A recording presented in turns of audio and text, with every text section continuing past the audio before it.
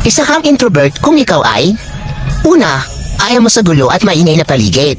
Pangalawa, hindi ka madalas lumalabas ng bahay.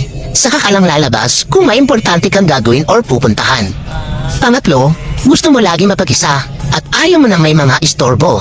Pang-apat, kaya mong makipag-socialize pero may limit. Pang-lima, kapag hindi ka komportable sa mga kasama mo, dinidistansya mo ang sarili mo sa kanila. Pang-anim, minsan naman nagiging maingay ka kapag ka-vibes mo ang mga kasama mo.